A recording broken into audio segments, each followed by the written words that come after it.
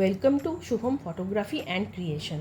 আগের ক্লিপিং দেখে নিশ্চয়ই বুঝে গেছো যে আমরা কোথায় যাচ্ছি। হ্যাঁ, ঠিক ধরেছ, আজকের ডেস্টিনেশন পুরী। আজকে 8ই এপ্রিল 2026। এই মুহূর্তে আমরা বেরিয়ে পড়েছি দুর্গাপুর থেকে কলকাতার উদ্দেশ্যে। প্ল্যানিংটা একদমই ক্লিয়ার। কলকাতা থেকে রাতে আমরা রওনা দেব পুরীর দিকে। যথারীতি ঘড়ির কাঁটায় তখন রাত 12:30। তখন আমাদের প্যাকিং সম্পূর্ণ রেডি। আর এই ট্রিপে আমাদের সাথে আছে সম্বিত আর রুমি।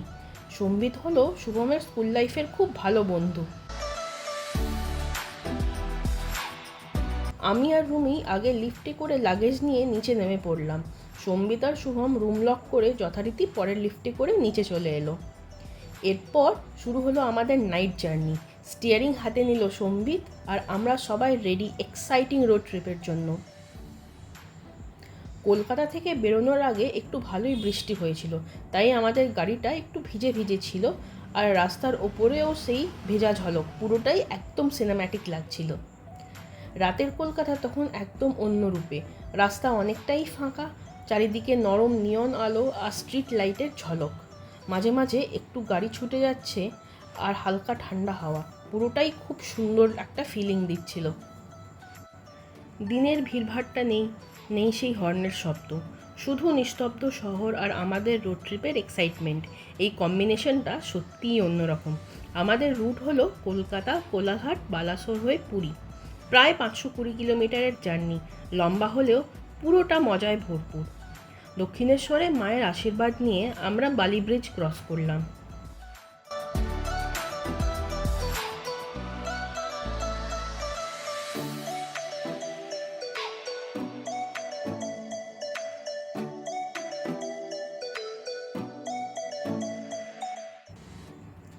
কোলাঘাটের কাছাকাছি একটা রেস্টুরেন্টে দাঁড়ালাম চা খাওয়ার জন্য। আমরা সবাই ভীষণ চা প্রেমী, তাই আমাদের চায়ের টানেই বারবার এমন স্টপেজ নেওয়া হয়। আর রোড ট্রিপে এটাই তো আসল মজা, নিজের ইচ্ছে মতো থামা, নিজের মতন করে জার্নিটা উপভোগ করা, কোনো বাধ্যবাধকতা নেই। আমরা চা খেয়ে বেরিয়ে পড়লাম আবার পুরীর উদ্দেশ্যে। রাতের সেই সুন্দর ফাঁকা রাস্তা, তার মাঝেই খড়গপুর পার হতে না হতেই ঝমঝমিয়ে নামলো বৃষ্টি। গাড়ির উইন্ডশিল্ডে বৃষ্টির ফোঁটা, আর সামনে হেডলাইটের আলো।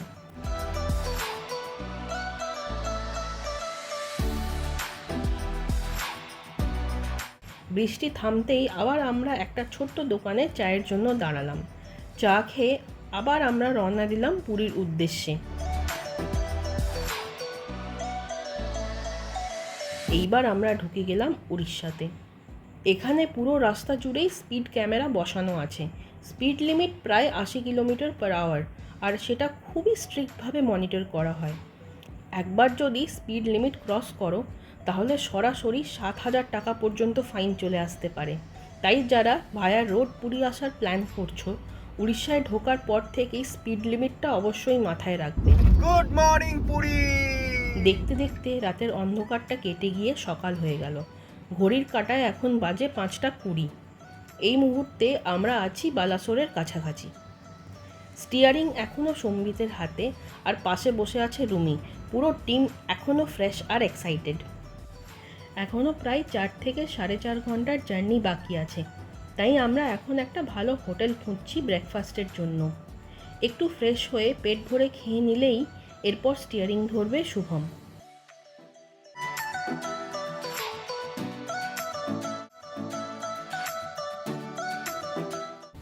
পাশে কিছু সুন্দর পাহাড় চোখে পড়ছিল। সকালের নরম আলোতে সেই পাহাড়গুলো আরও বেশি সুন্দর লাগছিল। পুরো ভিউটা একদম রিফ্রেশিং। এই ভোরবেলায় তেমন কোনো ব্রেকফাস্ট করার দোকান খুঁজে পাচ্ছিলাম না। শেষমেশ একটা ছোট্ট চায়ের দোকানে দাঁড়াতে হলো, আর চা আর বিস্কুট নিয়েই আপাতত পেট ভরানোর চেষ্টা। আসলে রোড ট্রিপের এই রকম ছোট ছোট মুহূর্তগুলোই সবথেকে বেশি মনে থেকে যায়। সিম্পল কিন্তু একদম মেমোরেবল। চা খেয়ে অনেকটাই ফ্রেশ লাগলো, আর আমরা আবার বেরিয়ে পড়লাম আমাদের ডেস্টিনেশনের উদ্দেশ্যে। এখনও আমরা ব্রেকফাস্টের জন্য ভালো কোনো দোকান খুঁজে পাইনি, আর স্টিয়ারিং এখন শুভমের হাতে। পুরো কন্ট্রোলই এখন ওর। কিছুক্ষণ যাওয়ার পর আমরা সবাই ঘুমিয়ে পড়েছিলাম। পুরো রেসপন্সিবিলিটি এবার শুভমের ওপর। ব্রেকফাস্টের জন্য ভালো দোকান খুঁজে বের করা আর আমাদের ডেস্টিনেশনের দিকে নিয়ে যাওয়া। এই যে এটাই সেই স্পিড ক্যামেরা, 80 কিলোমিটার/আওয়ারের ওপরে গেলেই কিন্তু সোজা 7,000 টাকার ফাইন। তাই এখানে একটু সাবধানে স্পিড লিমিট মেনেই ড্রাইভ করাটাই বেস্ট। শুভম ওর অফিসের এক কলিগকে ফোন করলো, যার বাড়ি উড়িষ্যায় এবং সে প্রায়ই এই রুটে গাড়ি চালিয়ে যাতায়াত করে। ওর কাছ থেকেই একটা ভালো হোটেলের খবর পেলাম আর সোজা সেখানেই গিয়ে দাঁড়ালাম। সত্যি বলতে তখন এতটাই খিদে পেয়ে গিয়েছিল যে হোটেলটা কেমন কী আছে কিছুই না দেখে আমরা সোজা খেতে ঢুকে পড়লাম। আমরা সবাই পুরি অর্ডার করেছিলাম আর শুভম নিয়েছিল উপমা। গরম গরম খাবার সামনে আসতেই আর অপেক্ষা করা যায়নি। ব্রেকফাস্ট করে আমরা আবার গাড়ি নিয়ে রওনা দিলাম।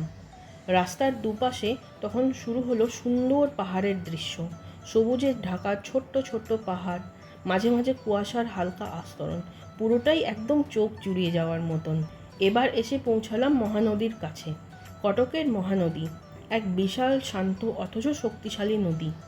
দূর পর্যন্ত ছড়িয়ে থাকা জলরাশি আর তার ওপর দিয়ে ব্রিজে গাড়ি চলার সেই অনুভূতি সত্যিই এক আলাদা ফিল এনে দেয়। নদীর দুপাশে খোলা আকাশ, হালকা বাতাস আর সেই বিশালতার মধ্যে দিয়ে যাওয়ার সময় মনে হয় যেন পুরো যাত্রাটাই আরেকটু স্পেশাল হয়ে গেছে। এই মহানদীর সাথে শুভমের অনেক স্মৃতি জড়িয়ে আছে।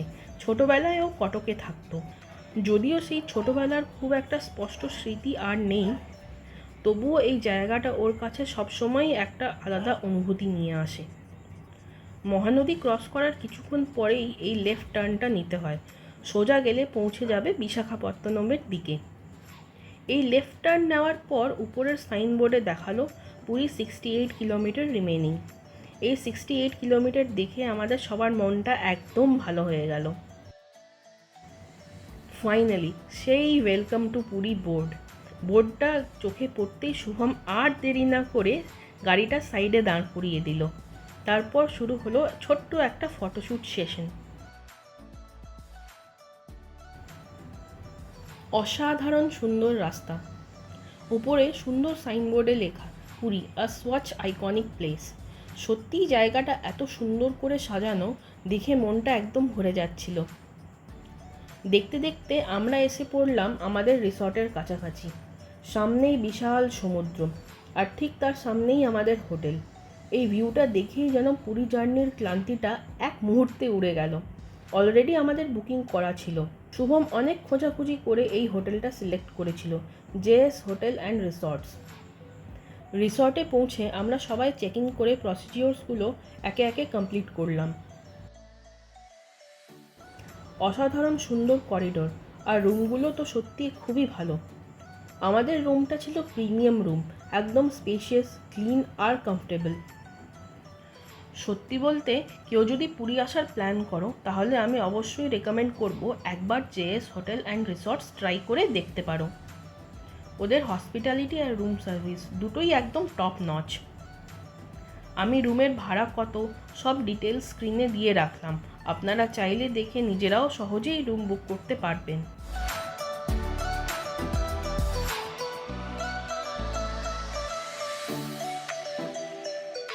আমরা পৌঁছে ফ্রেশ হয়ে স্নান করে নিলাম, তারপর লাঞ্চ করে একটু রিল্যাক্স আর শেষে বসে পড়লাম আইসক্রিম নিয়ে। লম্বা জার্নির পর এই ছোট্ট ট্রিপটা যেন একদম পারফেক্ট লাগছিল।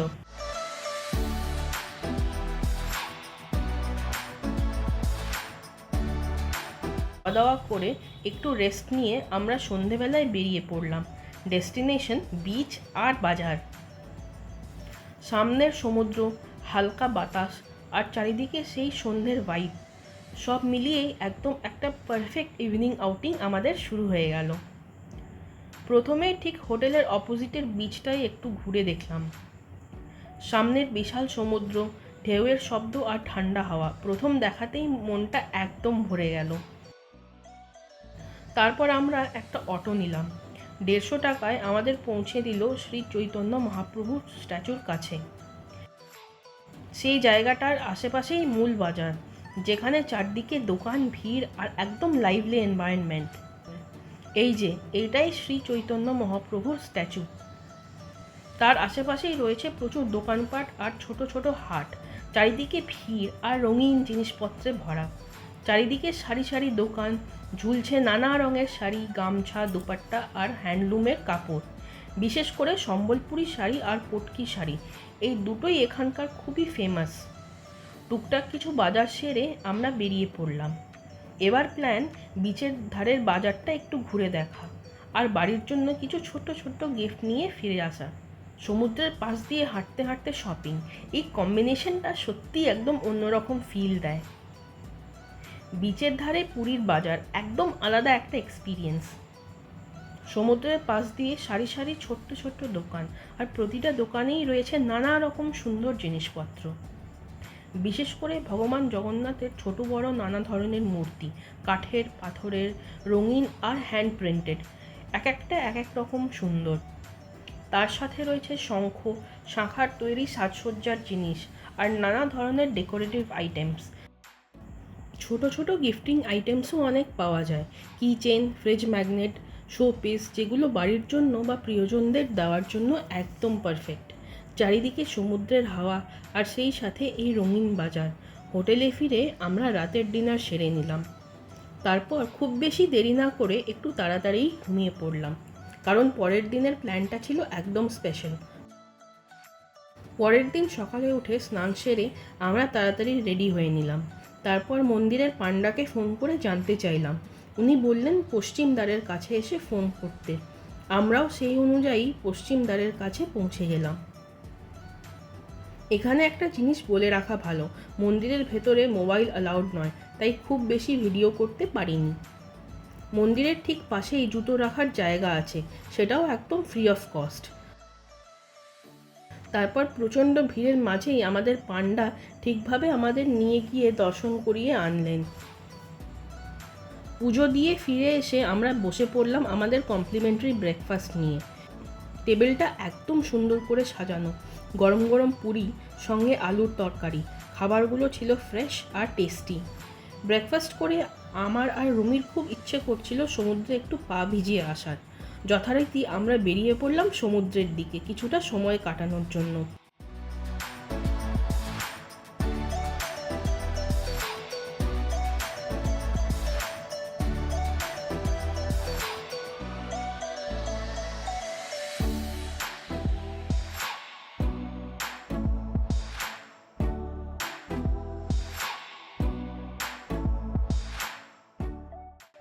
এই হচ্ছে আমাদের হোটেলের ছাদ থেকে জগন্নাথ মন্দিরের ভিউ। দূর থেকে মন্দিরটা দেখা সত্যিই একটা আলাদা অনুভূতি এনে দেয়। আর এই ছাদেই রয়েছে একটা সুন্দর সুইমিং পুল।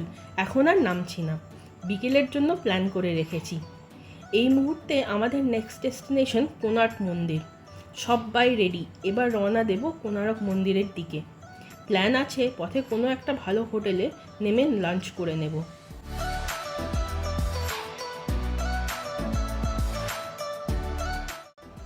এই হচ্ছে শুভমের নীলপরি,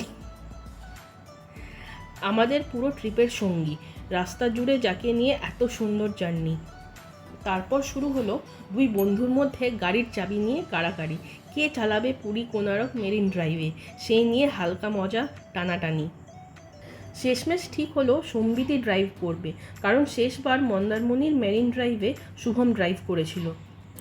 এমন সুন্দর রাস্তায় ড্রাইভ করার সুযোগ কেউই মিস করতে চায় না। বেরিয়ে পড়লাম আমরা আমাদের নীলপরীকে নিয়ে। সামনে নতুন রাস্তা, নতুন ডেস্টিনেশন, আর সাথে অফুরন্ত এক্সাইটমেন্ট।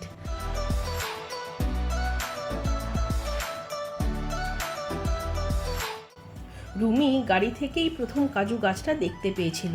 তারপর আমরাও নেমে একটু কাছ থেকে দেখার জন্য থামলাম। কাজু গাছটা দেখতে একদমই অন্যরকম আর ইউনিক। গাছটা কিন্তু খুব বেশি উঁচু নয়, কিন্তু চারিদিকে ছড়িয়ে পড়া ডালপালা একদম ছায়া ঘেরা আর সুন্দর। সবুজ পাতার মাঝে ঝুলে থাকা কাজু ফল। চারিদিকে এত সুন্দর রাস্তা, সুযোগটা হাতছাড়া না করে শুরু হয়ে গেল ফটোশ্যুট আর রিলস বানানো। এইভাবেই মজা করতে করতে কখন যে প্রায় ঘন্টাখানেক কেটে গেল বুঝতেই পারিনি। যথারীতি সময় দেখে আমরা আবার প্ল্যানটা একটু চেঞ্জ করলাম। ভাবলাম যখন রাস্তার ধারে এত সুন্দর সুন্দর রেস্টুরেন্ট আছে, তাহলে আগে লাঞ্চটা সেরে নেওয়াই ভালো, তারপর যাব কোণার্ক মন্দির। যথারীতি শুভম গুগল ম্যাপ থেকে খুঁজে পেল একটা ভালো রেস্টুরেন্ট, নাম ওয়াইল্ড ডিউন্স, আর রেটিংসও ছিল প্রায় 4.7। আমরাও আর দেরি না করে ওখানেই ঢুকে পড়লাম লাঞ্চের জন্য। খাবারটাও ছিল বেশ ভালো, টেস্ট কোয়ালিটি সব মিলিয়ে একটা খুব সুন্দর এক্সপিরিয়েন্স। লাঞ্চ সেরে আমরা আবার বেরিয়ে পড়লাম কোণার্ক মন্দিরের উদ্দেশ্যে। রাস্তায় পড়ল চন্দ্রভাগা বিচ, আর সেই সাথে অসাধারণ সুন্দর মেরিন ড্রাইভের রাস্তা, একদিকে সমুদ্র আর অন্যদিকে খোলা রাস্তা। এই ভিউটা সত্যি একদম মাইন্ড ব্লোয়িং। ড্রাইভ করতে করতে যেন চোখই সরানো যাচ্ছিল না। সুন্দর রাস্তা দেখতে দেখতে আমরা পৌঁছে গেলাম কোণার্কের পার্কিংয়ে। পার্কিং চার্জ ছিল মাত্র 30 টাকা। গাড়ি রেখে আমরা রেডি হয়ে গেলাম মন্দির ঘুরতে। বেশ বড় একটা পার্কিং এরিয়া, অনেকগুলো গাড়ি একসাথে দাঁড়িয়ে আছে। যথারীতি গরমের সময় গেছি, তাই প্রচণ্ড রোদ আর গরম ছিল। আমরা সবাই ছাতা নিয়ে বেরিয়ে পড়লাম মন্দির ঘুরতে। এই গরমে এইটাই ছিল সবথেকে বড় সাপোর্ট। ঢুকতেই বাম পাশে পড়বে কোণার্ক মন্দিরের টিকিট কাউন্টার। এই টিকিটের দাম ছিল 40 টাকা। টিকিট কেটে আমরা এগিয়ে গেলাম মন্দিরের দিকে। যাই হোক, এত সুন্দর জায়গার মাঝেও একটা খুব খারাপ অভিজ্ঞতা হলো আমাদের। কোণার্ক মন্দিরের বাইরে ওদের নিজস্ব একটা ওয়াশরুম ছিল, কিন্তু সেটার অবস্থা ছিল বেশ নোংরা আর ঠিকঠাক মেনটেন করা নয়। অবাক করার বিষয়, ব্যবহার করার জন্য 10 টাকা চার্জ নিচ্ছিল। এই বিষয়টা দেখে আমাদের একটু খারাপই লেগেছিল, আর সেই নিয়েই ওখানে সামান্য কথা কাটাকাটিও হয়ে গেল।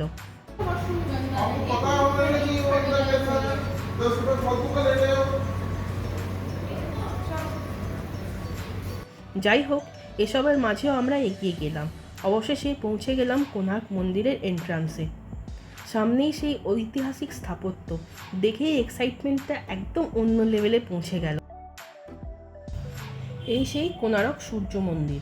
কোণারক মন্দির শুধু একটা মন্দির নয়, এটা একটা বিশাল স্থাপত্যের বিস্ময়। 1300 শতকে গঙ্গা বংশের রাজা নরসিংহদেব এটি নির্মাণ করেন সূর্য দেবতাকে উৎসর্গ করে। পুরো মন্দিরটি একটি বিশাল রথের আকৃতিতে তৈরি, যেখানে 24টি পাথরের চাকা আর 7টি ঘোড়া সূর্যের গতিকে প্রতীকীভাবে প্রকাশ করে। প্রতিটি চাকার খোদাই এতটাই নিখুঁত যে অনেকেই এটাকে সূর্যঘড়ি হিসেবে ব্যবহার করত। দেওয়ালের গায়ে সূক্ষ্ম ভাস্কর্য, নাচ, সঙ্গীত, যুদ্ধ, দৈনন্দিন জীবন সব কিছুই জীবন্ত ছবি তুলে ধরে। যদিও সময়ের সাথে মন্দিরের কিছু অংশ ভেঙে গেছে, তবুও এর গ্র্যান্ডিওর এখনও অটুট। সূর্যের আলো পড়লে এই মন্দিরের পাথরের রং আর শ্যাডো প্লে একদম অন্যরকম ম্যাজিক্যাল একটা অনুভূতি তৈরি করে। সব মিলিয়ে এটি ইউনেস্কো ওয়ার্ল্ড হেরিটেজ সাইট হিসেবে বিশেষভাবে পরিচিত। কোণার্ক মন্দির থেকে বেরোনোর পথে আমরা দেখলাম সুন্দর কিছু ছোট ছোট বাজার। গরমটা বেশ ভালোই ছিল, তাই একটু থেমে আইসক্রিম আর ডাব নিয়ে নিজেকে একটু ঠান্ডা করলাম। এর সাথে কিছু সুন্দর জগন্নাথ দেবের মূর্তিও কিনে নিলাম বাড়ির জন্য ছোট্ট স্মৃতি হিসেবে।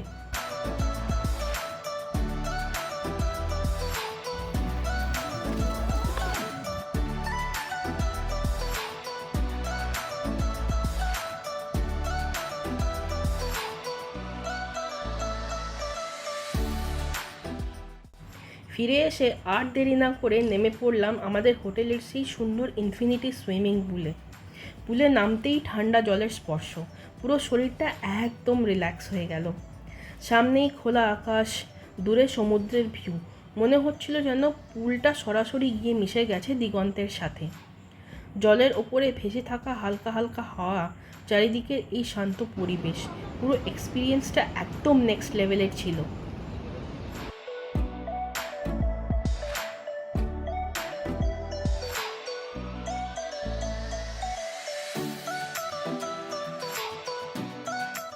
বিকেলে আবার একটু বাজার ঘুরে কিছু কেনাকাটা করে হোটেলে ফিরে ডিনার সেরে নিলাম। তারপর রাতে বেরিয়ে পড়লাম একটু সমুদ্রের ধারে। পরের দিন ছিল আমাদের চেক আউট, তাই সবাই মিলে কিছুক্ষণ দাঁড়িয়ে রইলাম সমুদ্রের সামনে। আজ 11ই এপ্রিল, আমাদের পুরী থেকে চেক আউটের দিন। সকালে উঠে স্নান সেরে আমরা সবাই রেডি হয়ে গেলাম। তারপরে পৌঁছে গেলাম কমপ্লিমেন্টারি ব্রেকফাস্ট করতে। শেষ দিনের সকাল, মনে একটু আনন্দ আবার একটু মন খারাপও। ব্রেকফাস্ট করে আমরা সবাই প্যাকিং কমপ্লিট করলাম। তারপর থেকে একে একে রুম থেকে বেরিয়ে পড়লাম। শেষবারের মতো সেই রুমটাকে একবার দেখে নিলাম।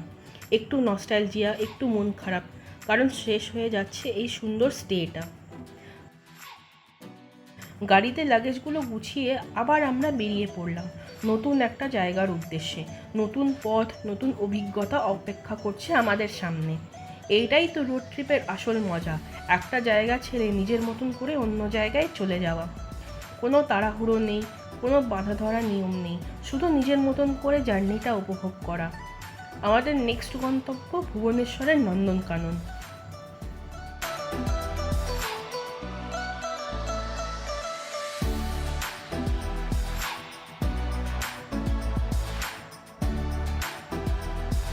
দেখতে দেখতে আমরা পৌঁছে গেলাম ভুবনেশ্বরে।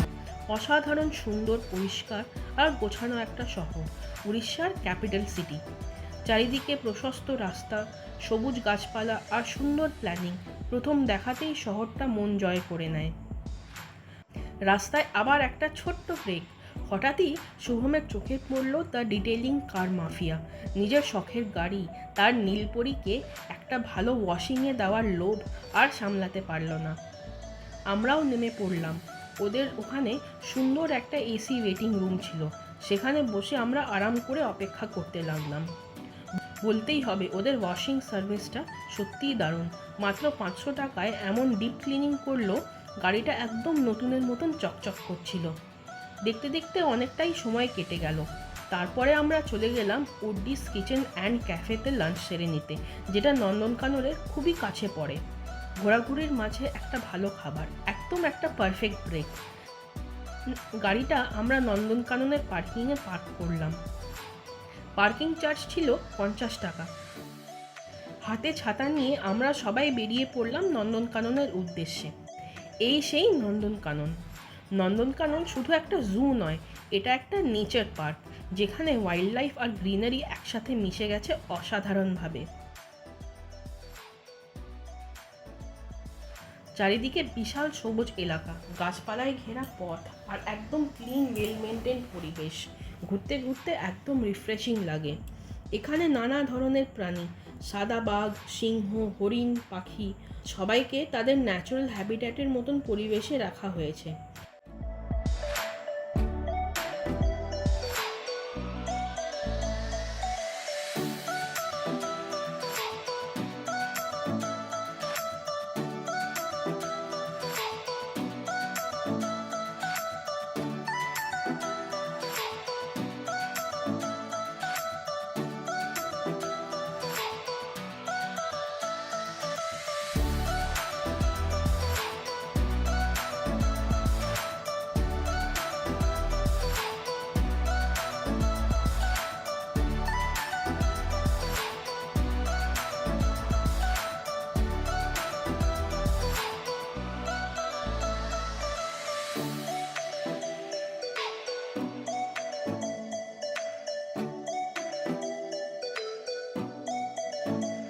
সবচেয়ে ইন্টারেস্টিং বিষয় হলো সাফারি এক্সপিরিয়েন্স, যেখানে খুব কাছ থেকে ওয়াইল্ড অ্যানিমেলসদের দেখার সুযোগ পাওয়া যায়। পরিবার, বন্ধু সবার জন্যই এটা একটা পারফেক্ট প্লেস, যেখানে নেচার আর ওয়াইল্ড লাইফ একসাথে উপভোগ করা যায়। আমরা নন্দনকাননে একটা গাইড নিয়েছিলাম, তার সাথে বাস সাফারির টিকিটও কেটে নিলাম। গাইড থাকায় জায়গাটা আরও ভালোভাবে বুঝতে পারলাম। প্রতিটা প্রাণী, তাদের বিহেভিয়ার আর হিস্ট্রি সম্পর্কে অনেক ইন্টারেস্টিং তথ্য জানালেন। বাস সাফারিটা ছিল একদম থ্রিলিং এক্সপিরিয়েন্স। বড় বড় এনক্লোজারের ভেতর দিয়ে বাস চলছিল, আর খুব কাছ থেকে সিংহ, হরিণ আর অন্যান্য প্রাণীদের দেখতে পাচ্ছিলাম। খোলা জায়গায় ওদের ফ্রিলি ঘুরে বেড়ানো একদম রিয়েল জঙ্গলের ফিল দিচ্ছিল। এই পুরো সাফারি এক্সপিরিয়েন্সটা সত্যি আনফরগেটেবল ছিল। নেচার আর ওয়াইল্ড লাইফকে এত কাছ থেকে দেখার সুযোগ খুবই কম পাওয়া যায়।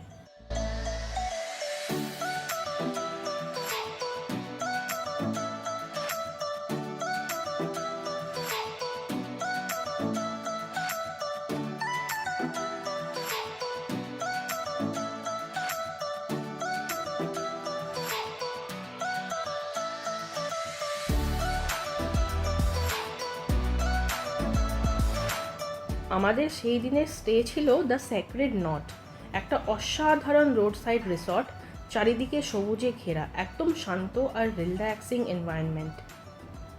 গাছপালা, ফ্রেশ বাতাস আর সুন্দর অ্যাম্বিয়েন্স, দিনভর ঘোরাঘুরির পর থাকার জন্য একদম পারফেক্ট জায়গা।